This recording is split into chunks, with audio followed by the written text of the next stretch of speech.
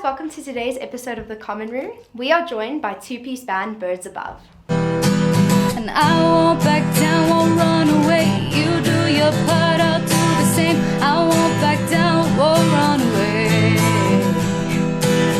I won't back down, won't run away. You do your part, I'll do the same. I won't back down, won't. Thank you so much for joining us. Thank you for inviting us. It's a huge pleasure. Let's chat a little bit about your music. Your name, how did you come up with it? When did you start playing together? All that stuff. So it's a super long story. Can I go for it? Okay, great. So we've been friends since like high school, 8th grade, 7th grade. We started chatting and we've always bonded over music. So in my first year at university, I was quite lost because it's such a scary environment. You don't know what's going on. And he was studying at a different institution and I was here at UP.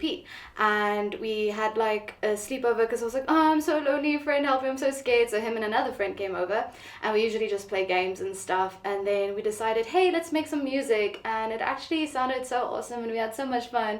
We're like, oh, we should totally start a band. And then we actually did. And at first we were actually called Metronome Syndrome.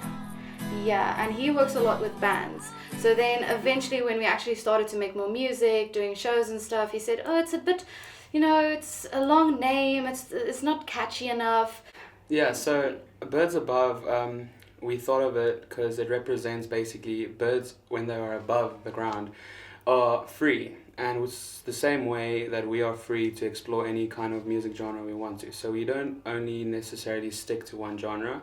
We just branch out into different ones, and we have a lot of big influences, one of the biggest being 21 Pilots, who also are like completely genre-less, if you want to say it like that, because same with us. So we just want to do our own thing, and we thought Birds Above was a really suitable, fitting name. Yeah. And from my stalking that I've done, I've seen that you play guitar and the ukulele. Yeah. So which one did you pick up first? So I picked up guitar in grade 2, but then I stopped playing it just after matric. And as soon as we started the band thing, I started playing guitar again. And as soon as you can play guitar, if you can play guitar, ukulele comes naturally to you because it's basically the same thing.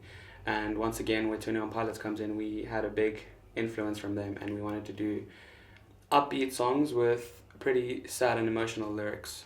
So where people are listening to us going like, this song is great, and they're vibing out, but when they're alone and listening to the song and to the lyrics, they're like, I whoa, have feelings now. these people have issues, and we like to share that, and we like to convey the whole talking about mental illnesses and songs and everything through our music. So yeah. Guitar and ukulele is our jam. Awesome. And then you're obviously the vocalist. Yeah, and I do a lot of the songwriting as well. Oh, that's amazing. Yeah. Great. Have you guys had a favorite performance together so far that you want to chat to us a little bit about? We have to talk about Fein Vein.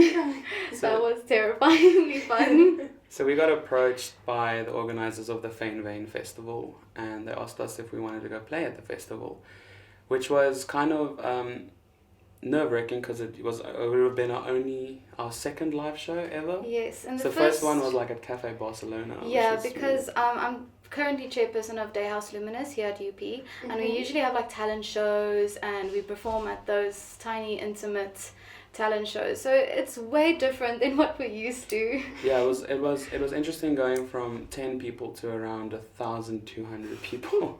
So that would have been, it was our favorite performance, seeing that we had to do 4 sets in one day. Oh, and goodness. the first ever time you get on that stage and see all the people was so badly nerve-wracking that we ended up screwing up the first 2 songs. But it's fine. They thought it was sound check. That's how bad it was. That's how we played it all.